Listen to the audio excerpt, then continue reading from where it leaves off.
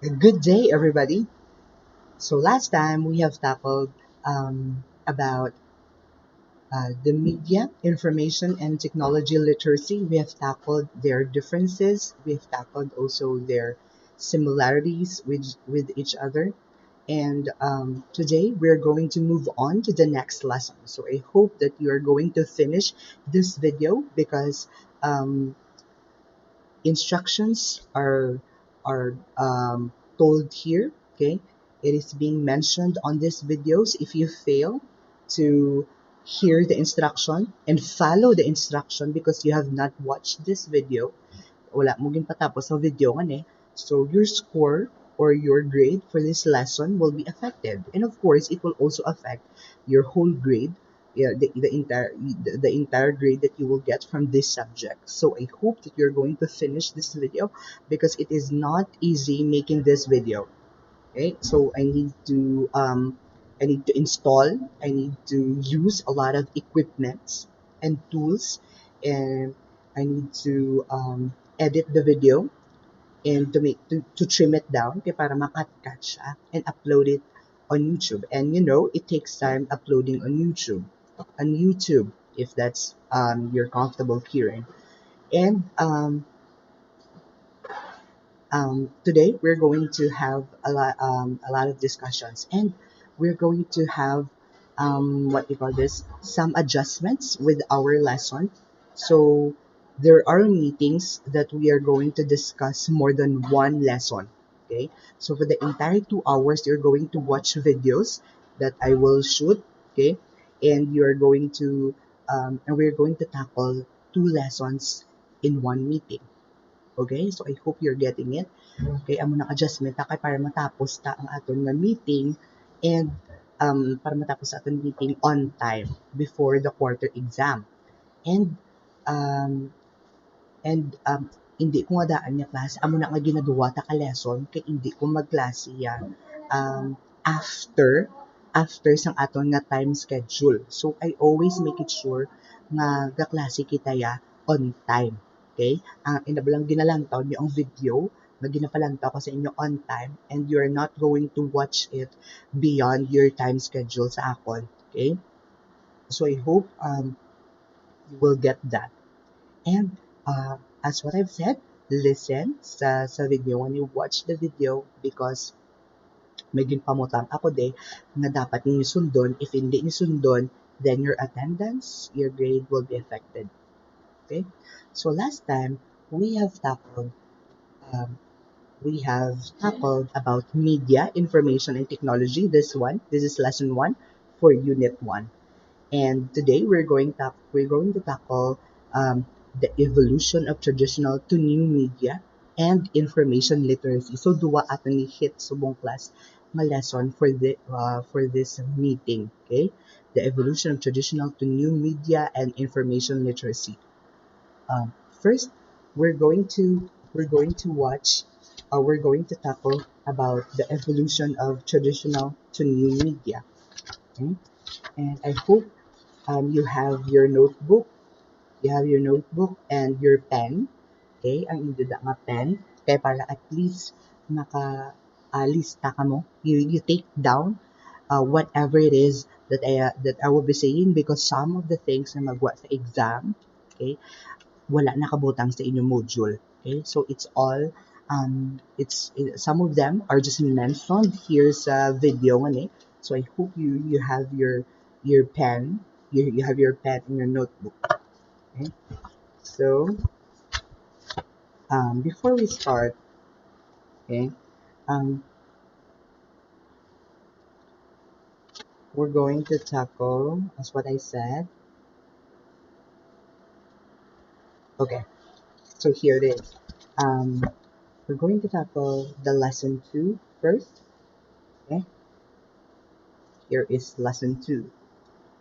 And as what you can see, we have the following objective: discuss the characteristics and identify traditional media and new media and the relationships. So we're going to touch this topic.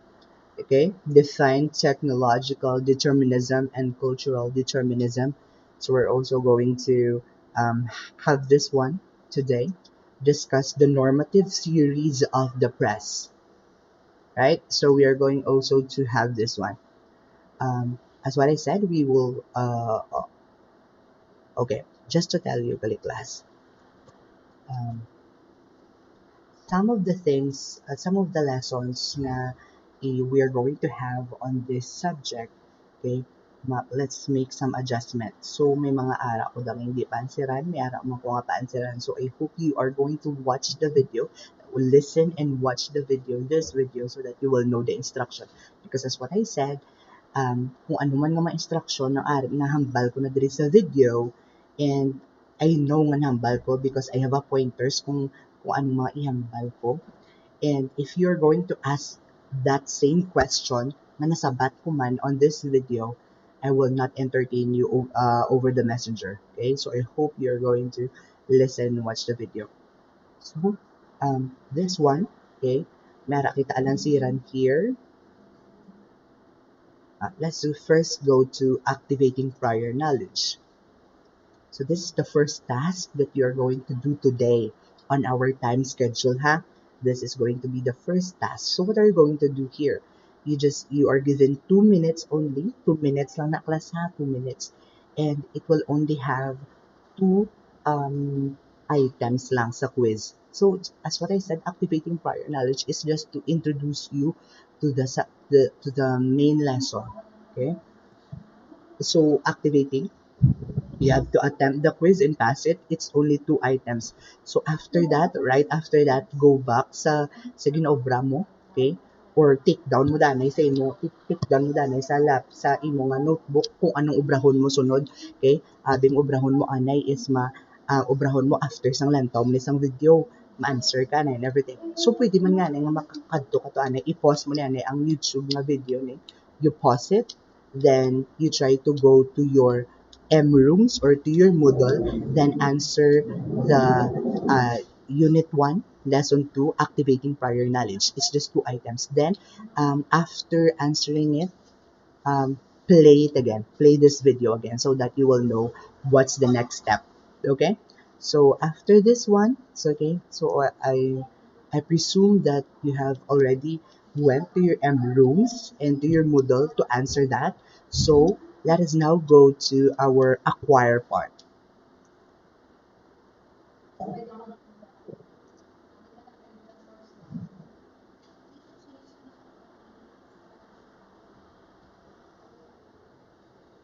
Okay, so we have it here.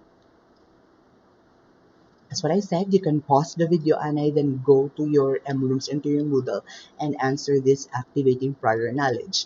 Okay, then right after that, go back here because we will be discussing acquiring new knowledge. Make sure that you go back here because I am making sure that the video that I am making will only cater or will only span do amo na malakas dumaplay lang siya within sa aton nga time schedule. So for 2 hours lang dapat matapos na ni tanan. Okay? I hope that you are getting the message of it.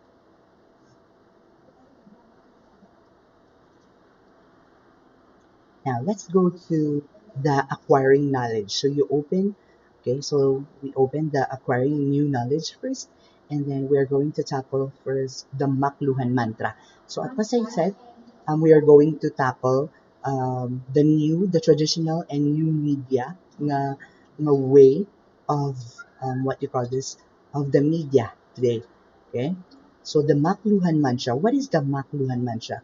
The Makluhan mantra, Marshall McLuhan, who is famous for the phrase, the medium is the message. Okay? So he is a Canadian siya class what you call this, scholar bala, or though manog study gid or researcher sang communication. So ginambal sa aton, the medium is the message. As what I said earlier, anong medium gani class? The medium is the singular form of media. Media. So media is plural, medium is singular. Okay? So ang medium kuno class, so ang ginagamit kuno class to send our message is the message itself. Pwede man siya kuno nga maging message sa mismo, right? Okay, sometimes if we call over the phone, if we call over the phone, may mga times na gaka-anong signal, right? Gaka-disrupt ang signal and we cannot hear the message. We cannot understand the message. So, it is affected already. Doon mo na so, naapektuhan na ang message. So, mo na ginamit, ang ginagamit na kuno class to send our message, okay, is the message itself. Okay? Doon man siya ma-consider taman sa nga message because if ang ginagamit or ang tool na ginamit na apektuhan some any other outside ng mga factors, so the message will be affected. Okay? Now, to explain it further para mas maintindihan nyo, and it's the proponent of the media theory on technological determinism believed that society, okay, is driven by changes in media and communication technology. So he proposed nga ang aton kuno class nga sosyedad, so ang aton nga ginalibutan nga ang aton nga ginaistaran nga kalibutan are all affected by technology. And the message or ang tawag di class, ang mga gusto ta ipabutyag, ang aton nga mga emotions, ang aton nga expressions kuno are affected by the technology that we are using. Okay? He explained that society adapts to advances in technology, thus changing cultural, political, and even historical aspects of society. So class, ang technology kuno could actually affect, amo ni hambal ni Marshall McLuhan na ang technology kuno could affect the way we think. May punto ayan siya. Di ba may point siya, class? Because of the use of media that we have today, sometimes, or if not sometimes, most of the time, okay, gakaapektuhan gid the way we think, right? The way we perceive things. Abi karon nag-post ka lang for example sa social media, as what I said, social media class is just one branch of media. Okay, do isa lang sa ka-branch sa media, social media. For example, gingamit mo ang social media, okay, nagamit ka sa internet or sa Facebook for example, then gin-post mo dito nga damo ka sa mga gamit sa balay mo, dong mga luho mo, wala class and everything. Although gali, behind that, the story behind that is that wala ka man gali class ang kwarta. It's just that you want to look good lang in front of people. Okay? So kung ikaw man kung hindi ka man masyado class, what you call this, do hindi ka man masyado wala critical, okay? Do hindi ka masyado wala class prudent or literate as what is this subject all about, hindi ka masyado educated sa media, okay? So, basi pagkakita mo pa lang na sa iya, yung ay, wala, grabe iya nga mga gamit, grabe iya nga amo na, okay? Nagpati ka dayon nga amo na gina siya, okay? You believe sa kinpakita mo dayon. So, in that manner, okay, media could affect the way we think, right? And it could affect our culture, the way we interact with other people, okay? The way we perceive other people. So, gakaapektuhan na tanan class just because we have the influence of media. And media has the influence of technology. Alright? So, please watch this video. Okay? I will play this video. And let's try to listen to what the video would say.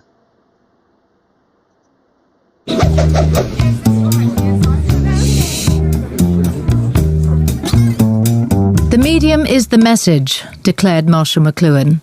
He even wrote a book with that name, except that when the proofs came back from the typesetter as the medium is the massage, he liked the mistake in the title so much he kept it. This has confused people ever since, though he might have intended a visual pun on massage and mass age. But what does the medium is the message really mean? It's a deliberately paradoxical statement.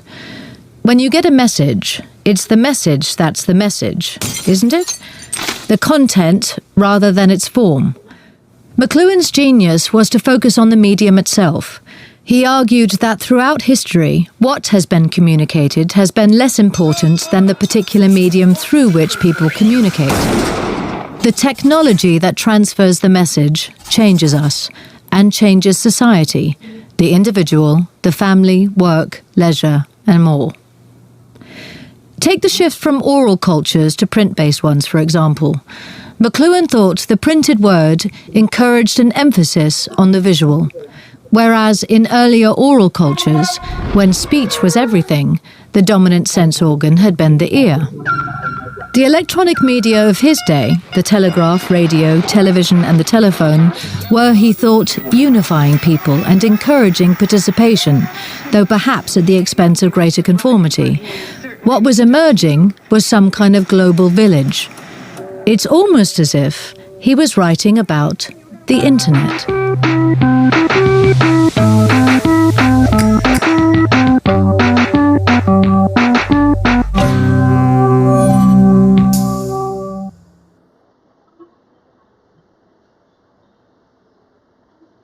So I hope you have watched the video. And what was the video all about?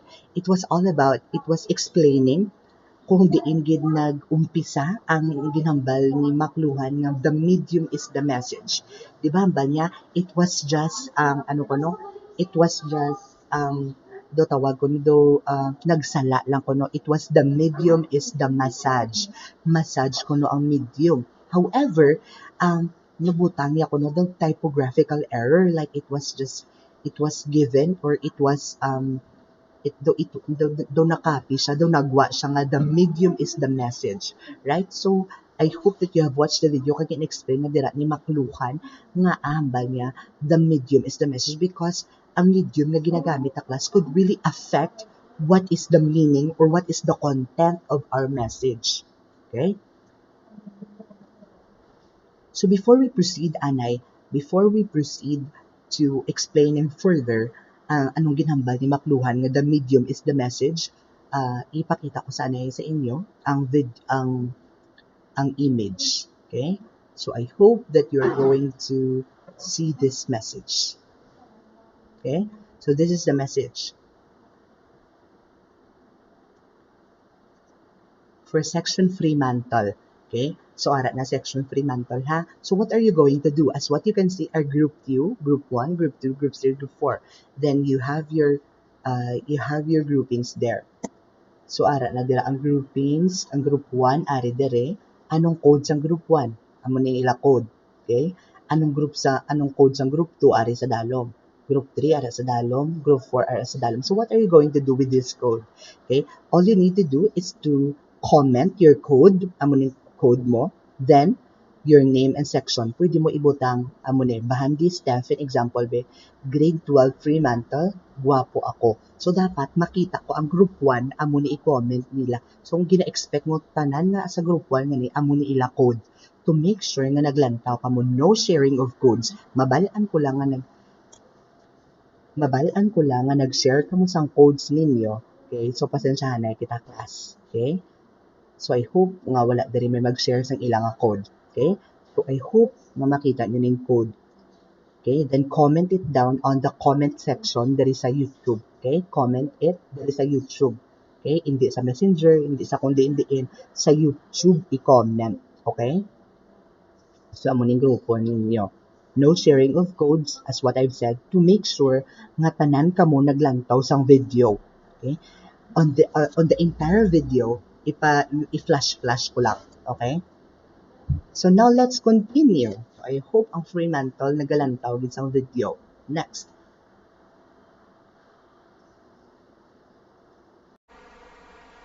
So now let us continue. As what you can see, I have already changed my background. I moved from the office, from the senior high school office. I moved from the senior high school office to my former classroom for Hatch. Okay, sa Hatch nga grade 11 sa una. So dere kita. So may estudyante ko nakaklase na kita din before. Okay, so just to give you lang and just to give you, I know na miss na ang Janvi. So just to let you have an idea, or that nostalgic feeling, malakas, okay? Or yung feeling, bala nga do, nagbalik ka sa kung diin ka man sang una, okay? So, amo na ang aton subong. That's why I decided to just transfer here. Okay, kaya para at least makita nyo, ma-feel with ang classroom na vibe. So, I hope that you are really trying your best to listen and watch the videos that I am making and uploading on Facebook so that you will be able to follow the instruction as well as nga makaano ka mo. And some of you sa last kong maging send sa inyo, okay, naka-comment ang ilang name and section and whatsoever, okay, so very good, you were able to do it. And I hope that this video, amuning mga videos, you will be able to have, you'll be able to comment down kung ano man ang kinahanglan ko ipa-comment sa inyo, of course, for you to be marked present today. Okay? So now we are going to continue with our discussion. Earlier, we have tackled about the Makluhan mantra, right? I have shown you a video about Makluhan mantra, right? So, as what you've seen on the video, it was as what you've seen on the video. This was the video that I have let you see earlier. Okay, so amo na siya class, and it tackled about Makluhan mantra. That it told us that Makluhan Kuno did not actually say the medium is the message. He actually proposed that originally it was the medium is the massage, okay, massage, not message. That's why, however, because some people really received or ginkilala man nila class ang among to nga ano, because it was a typographical error and it made sense. It made a lot of sense. Okay? So gin-accept sang tao and everything. So Makluhan did not decide na to change it at all. So gin-retain niya na lang amo na all throughout. Okay? That's why credited sa iya ang phrase na the medium is the message. So importante ginakas nga tandaan naton. So further explanation of the medium is the message is here. Okay? So basahon na sa class. As Makluhan claimed that all media are extensions of man. Okay? So let us know first nga gin-consider nga extension of man ang social media. Okay? Then we are not just the passive recipients of media, but a critical part of media itself. Right? We do not just use media as a tool, class. Okay? If we are not careful of the media would actually use us. Right? Kung ano man ang ginagamit na ang media, ano man nga tools ang ginagamit naton, it could actually be used against us. Okay? So, amo na class ang ginatawag naton nga that the media is part of ourselves. Okay? And if we try to use media in a proper way, and it promotes positivity, and it promotes knowledge, and then it promotes correct information, it could actually be a good way for us to influence other people, right? So, amo na gani class, ngambal ni Makluhan, the medium is the message. Kung anong gingamit mo, it could actually be the message itself already. Okay? So we are not only passive recipients of media. In abala class, when we try, like sa ginabasa nyo ni Subong, sa ginalantaw nyo, okay? You're not just passive na ga-listen ka lang and everything. You try to think, right? Ga-think ka critically. Ga-think ka on your own. And by thinking on your own, you are using your critical thinking skills, okay? Gina-open mong mind mo sa mga knowledge na ginahambal ko sa imo through this media. This is a media. Okay? So, muna class, you are not just a passive recipient na kung ano lang ihambal sa imo, okay, batunon ko and everything. Pero kung anong ginahambal sa imo, okay, kung anong makita mo sa media, okay, gaano ka, ginagamit mo na sa class, okay, gaano ka,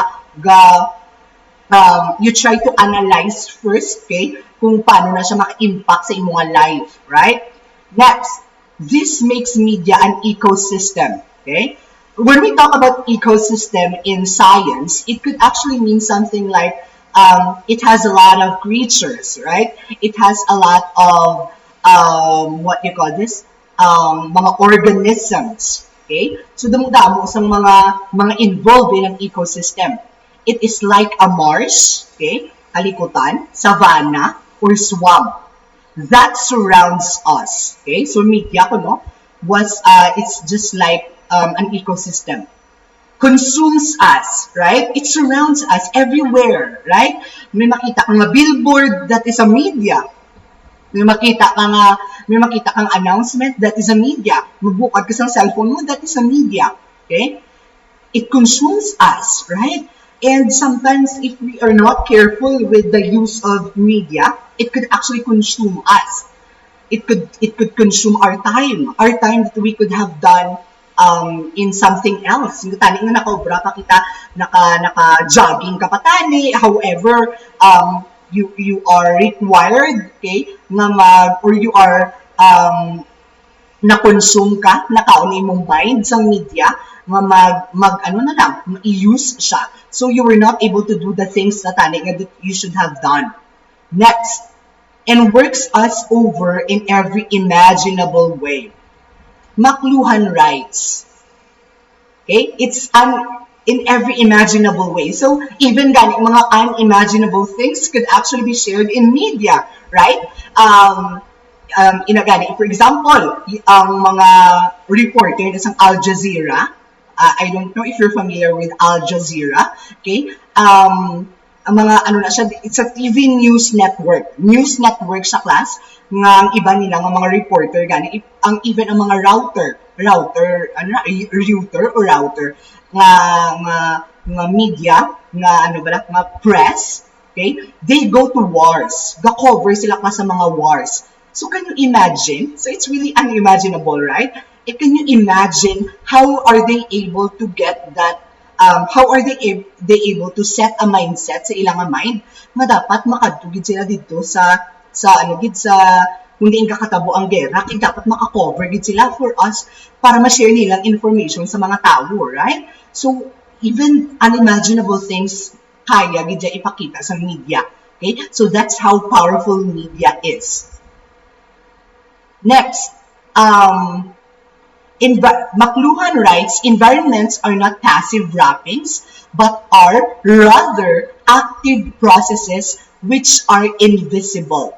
The ground rules, pervasive structure, and overall patterns of environments elude easy perception. So, you just don't set your mind to the idea, balaklas nga, mabal ka, magamit ka media. You will use media to express yourself. Because masigarilyo ka, ara ka sa espilahan, malakas ng sigarilyo ka. So you just wanted ka, naka-uniform ka pa and everything. Ang imo lang taniya purpose is to express yourself. Yung set mo sa mind mo, wala labot ang iban nga tao. Which is very wrong. Okay? In the context of media. As what we have discussed, media is a tool or are tools used to share information. So no matter what you say, nga ma-upload lang ko sa Facebook, yung naka-uniform, kuya ka naka-gapanigarilyo, kuya, because that's how I express myself. Wala ilabot ang iban nga tao. May labot ang iban nga tao. May labot ang school, may labot ang makakita sina, okay? So tandaan nyo na always, even though para sa mind mo nga do ay base hindi man ang nila makita or hindi man ang nila maano kay ahapon man ang opinion ko na yan everything. No, you're wrong because environment where you revolve in is active. Okay? Ano magamba kita active class? Okay? Ang aton palibot gaisip man na class, right? Gaisip man sang feedback. Sang feedback nila sa mga mahambal nila against sa imo and everything. So gaisip na sila. Okay? So that is why we have to be very careful with media. The illustration below shows media form that emerges from an older form and has its features and format primarily patterned from the one it followed. Okay, so as what you can see on the picture, okay, the first written word, okay, so it really started from the bottom, okay, it really started from the very beginning in class wherein there was only what do you call this, an expression or ang tool nila to express media is through carving on the woods, right? They use it for them to share information and sometimes hindi pa na mga words, these are just only graphics. graphics lang or mga drawings lang and everything. Okay? So, as time goes by, ga-evolve class ang aton nga media. Okay? First written word, movable type, okay? Mass publication, email, Twitter, okay? So, and then tweet ko na and everything. So, as what we can see, for example, the movable type cannot be, what do you call this? It cannot be discovered, or it cannot be done, or it cannot be created if it's not because of the influence of the first one. Okay? So, class, for example, ang internet. Ang internet is not the original one. Okay? Though hindi siya wala class ang original gid nga form nga nag-ubra ng isa ka tawo, then nakita yun na din ng internet. No. It's kumbaga daw hybrid bala class, hybrid, the improvements lang of the media. Okay? So, ang na class ang media, wala may ka-discover yun ng media dayon bala class nga on its own. It really came from ginbasihan gin ang isa ka bagay or isa ka type ka media before ma-develop ang isa naman ka media.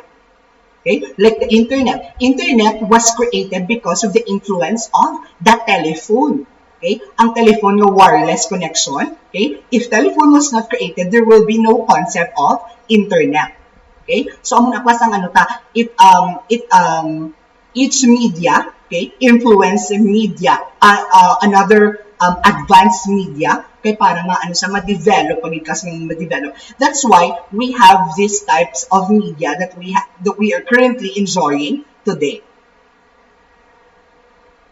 So next, okay, so next na kita.